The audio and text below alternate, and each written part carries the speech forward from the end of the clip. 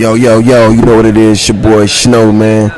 3 points, baby. You know what it is. Conversion. Let's get it.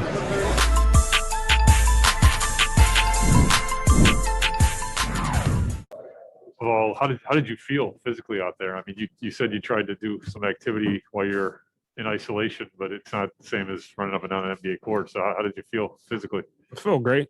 Feel great. I was more so, before the COVID situation. I was banged up here and there, so give my body time to heal, rest a little bit. I try to be as active as I could in the house.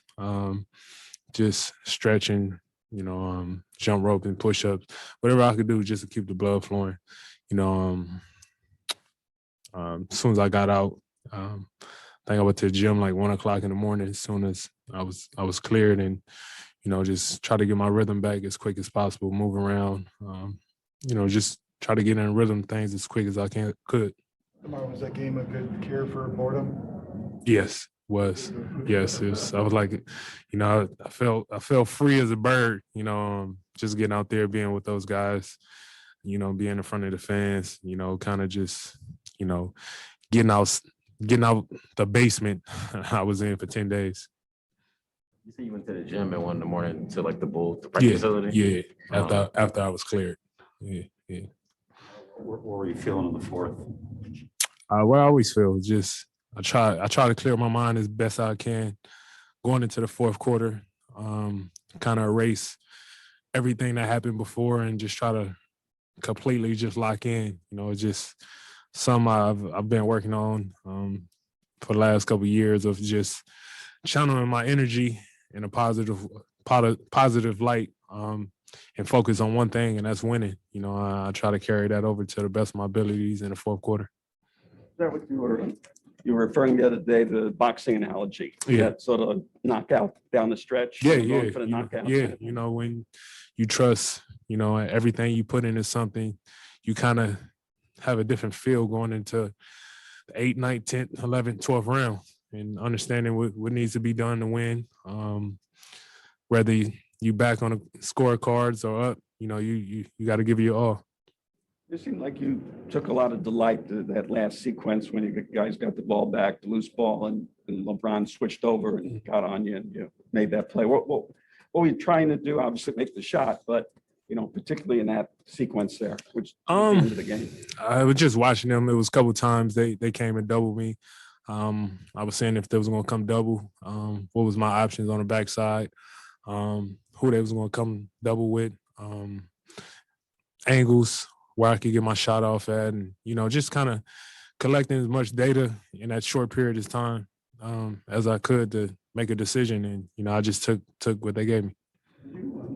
Did you feel more responsibility with Zach out tonight? That you're thinking, I had it in the fourth quarter. Yeah. And that's my job. And it sucks not to have the rest of those guys. Especially Zach. He makes my job a lot easier. I text him after the game saying, "I get your ass back as soon as possible." But not having him out there, you definitely gotta, more attention is going to be focused on you. Not having, Zach out there, and I'll just try to pull a win up. You mentioned team's gotten a lot of big wins this season. Well, what does it mean? 2 against the Lakers, like you've gotten like this. I mean, it means a lot when you could beat, the great teams in this league consecutive times. We did it a few times this year, and it speaks volumes. It gives us confidence, give us the belief that we could beat anybody, whether if it's at home or on the road. It says a lot. And we take on that challenge every time we play these big teams. And it shows. Coincidence at all? 2 of your biggest games all season were against the Lakers. You think it's a coincidence? I'm asking if there I was. don't think so. It may be. Did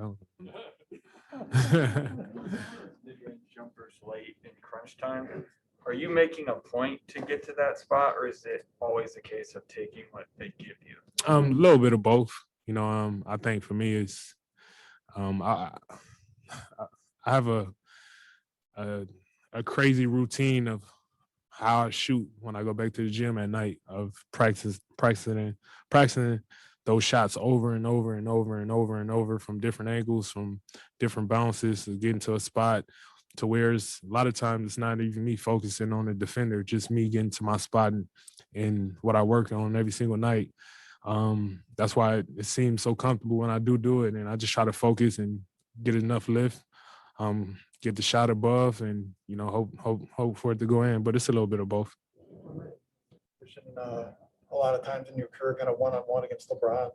And there was that one sequence where you took it to the hoop, got blocked, and then decided to shoot the 20-footer on the other end. What kind of things are going through your mind of how you're going to attack that guy?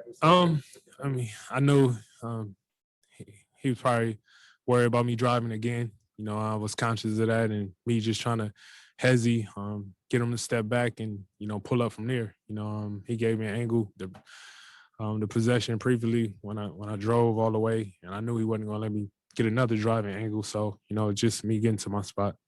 Tomorrow's like a spring week or so, not just for you, but for the entire team.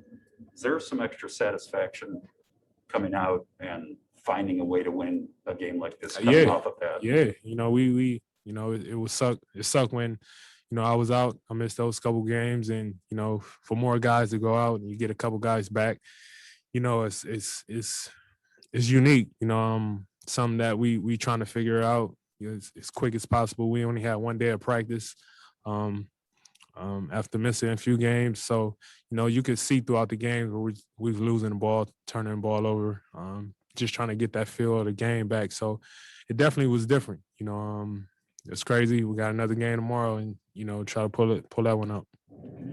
With that mutual respect between you and LeBron is like, I mean, just with all that you guys have gone through together. I mean, utmost. I mean, he knows it. You know, I said it over and over. I got the utmost respect for LeBron. You know, arguably could say I've competed against one of the all-time greatest players, you know, in my generation of basketball, and, you know, it's a blessing to be able to share, you know, the floor with him from the playoff series to being in the Eastern Conference with him to All-Star games. You know, it's definitely a one of those situations that, you know, when I'm older, I could say I played against that guy. So, you know, nothing but the utmost respect to LeBron. DeMar, we're going to take one more from Zoom. Leonardo, go ahead. Hi, DeMar. It's Leonardo Torres from Peru. Congrats on the win. DeMar, how comfortable do you feel in the clutch moments? I love it. I love it. You know, I'm just growing up as a kid, having that imagination, you know, trying to recreate your favorite players, moments. You know, for me, it's big. You know, it's an honor to be trusted in those moments. I never take it for granted. And, you know, it's an adrenaline rush that you can't duplicate.